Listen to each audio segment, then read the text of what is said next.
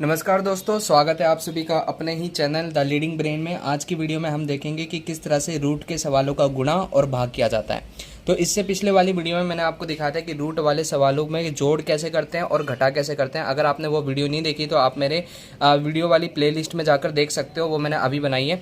तो अब इस वाली वीडियो में हम देखेंगे कि रूट वाले सवालों का गुणा कैसे करते हैं और भाग करते हैं कैसे। अगर आपको एकदम बेसिक से मैथ सीखनी है तो आप मेरे चैनल को सब्सक्राइब कर सकते हो। यहाँ पर मैं आपको एकदम बेसिक से मैथ सिखाऊंगा।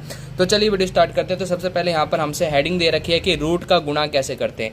फॉर एग्जाम्पल यहाँ पर मैं एक सवाल ले लेता हूँ। ये मैंने लिखा √5 और यहाँ पर भी एक ले लेते हैं √5। ठीक है, तो यहाँ पर मेरे पास एक सवाल है √5 को √5 से गुणा करिए। ये टीचर ने मुझे दिया सवाल, √5 को √5 से गुणा करके बताइए। तो आप कैसे करोगे? सिंपल है, आपको 5 गुणा 5 25 नहीं लिखना। आपको ये समझना है कि यहाँ पर आधा 5 है और यहाँ पर भी आधा 5 है। जब आधे 5 को आधे 5 से गुणा करेंगे तो पूरा 5 बन जाता है, यानी कि आपको बस खाली यहाँ पर 5 ही लिखना है। ठीक है, तो ये हो जाएगा इसका आंसर। चलो एक और क्वेश्चन करके देखते हैं तो आपको अच्छे तरीके से समझ आ जाए। जैसे कि यहाँ पर मैं एक और क्वेश्चन ले लेता हूँ। यहाँ पर हम ले लेते हैं जैसे कि √7 गुणा में √7। तो बताइए इसका आंसर क्या होगा? जब √7 को √7 से गुणा करेंगे तो खाली 7 ही आंसर आएगा। आपको ये दिमाग में बात बिठा लेनी है कि √7 आधा है और √7 आधा है। जब इन दोनों को आपस में गुणा करते हैं तो 7 बनता है, खाली 7। ठीक है, तो आपको समझ आ गया होगा। तो चलिए अगला क्वेश्चन करके देखते हैं। जैसे कि एक अलग सा क्वेश्चन लेते हैं, डिफरेंट टाइप का।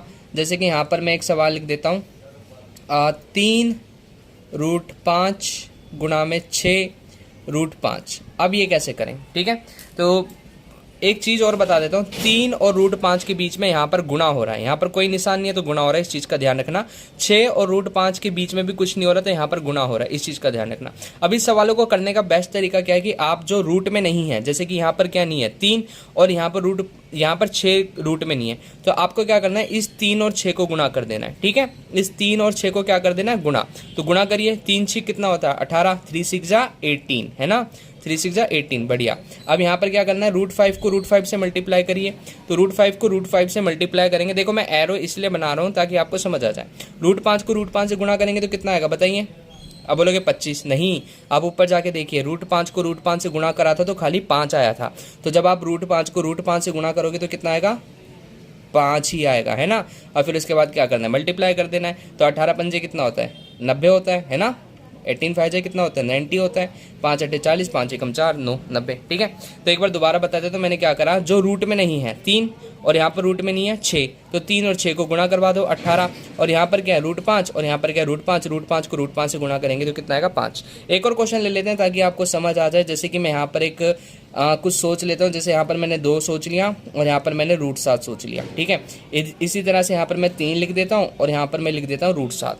अब मेरे से बोला जाए कि इनको गुणा करो, तो वही करना है आपको, पहले 2 और 3 को गुणा करना है। मतलब जो रूट में नहीं है, जैसे यहाँ पर रूट में कौन सा नहीं है 2 और यहाँ पर कौन सा रूट में नहीं है 3, इन दोनों का आपस में गुणा करवाइए। तो 2 3 6, सही है। और √7 को √7 से गुणा करवा दीजिए। तो √7 को √7 से गुणा करवाएंगे तो कितना आएगा 7। ठीक है, और 6 7 42, यानी 6 7 42। तो ये आ गया हमारा आंसर। आई होप आपको समझ आया होगा। एक और क्वेश्चन ले लेते हैं, थोड़ा अलग तरीके से क्वेश्चन लेंगे इस बार। जैसे कि मेरे पास यहाँ पर क्वेश्चन है 4√7 मल्टीप्लाई 2√5। ये थोड़ा अलग टाइप का है ना। अब इन सवालों को कैसे करते हैं, तो कोई बात नहीं, जो रूट में नहीं है, जैसे कि 4 और यहाँ रूट में नहीं है 2, तो 4 और 2 को आपस में गुणा करवाइए। 4 दूनी कितना होता है 8 होता है कि नहीं होता। और यहाँ पर आप क्या करोगे, √7 को √5 से गुणा करवा दीजिए। तो √7 को √5 से गुणा करवाएंगे तो कितना आएगा 7 5 35, यानी कि √35। ठीक है, तो इस तरह से इसका आंसर आ जाएगा। देखो अभी मैं एकदम बेसिक सिखा रहा हूँ। अगर मान लो ये रूट से हटता तो रूट से हटा के इससे मल्टीप्लाई करवा देते। ठीक है, वो किसी और वीडियो में देखेंगे, अभी बस इतना समझिए। तो रूट में जो होते हैं उन्हें आपस में गुणा करवाइए और जो रूट में नहीं होता वो आपस में गुणा होंगे। जैसे 4 दूनी 8 और √7 को √5 से 35। आई होप आपको समझ आया होगा। अब हम करते हैं कि रूट वाले भाग कैसे करते हैं। तो चलिए आप देखते हैं कि रूट वाले सवालों का कैसे भाग किया जाता है। जैसे कि मेरे सामने टीचर ने एक क्वेश्चन दे दिया, यहाँ पर मैं लिख देता हूँ √7।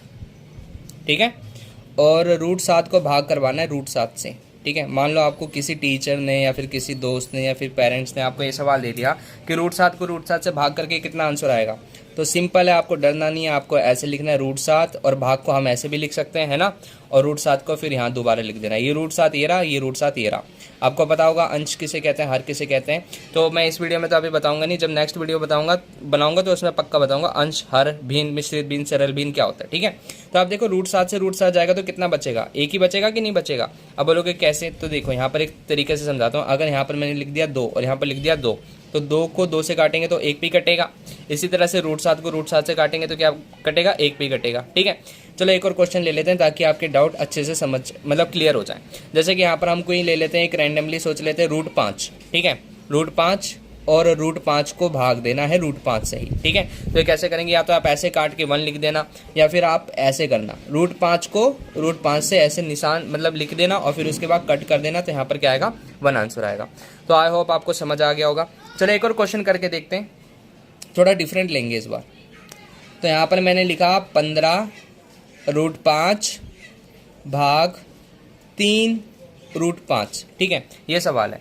अब इस सवाल को कैसे करते हैं, तो देखो पहले तो आपको भिन्न में तो लिखना ही पड़ेगा, तो हम भिन्न में लिख लेते हैं। पहले मैंने लिखा 15 √5 और 3 √5। अभी थोड़ी देर पहले मैंने एक चीज़ बताई थी कि एक रूट में होता है और एक बिना रूट में होता है, तो उन दोनों के बीच में गुणा होता है। ज़रूरी नहीं हो कि ऐसे ही हो। अगर मान लो मैं यहाँ पर a और x लिख दूँ ना, तो इन दोनों के बीच में गुणा ही हो रहा होगा, या फिर मैं 4x लिख दूँ ना, तो इन दोनों के बीच में गुणा ही हो रहा होगा, ठीक है। तो आपको ये दिमाग में डाल ही लेना है। तो देखो √5 से तो √5 कट जाएगा, रूट वाले को रूट से काटो, ठीक है। ये रूट से रूट कट गया। अब ये 3 15 किसी एक टेबल से कटते हैं, कौन से पहाड़े से, 3 से काट लो। 3 एकम 3, 3 पंजे 15। तो इसका आप आंसर क्या बताओगे, 5 या फिर 5/1, ठीक है। तो ये तो हो गया इसका आंसर।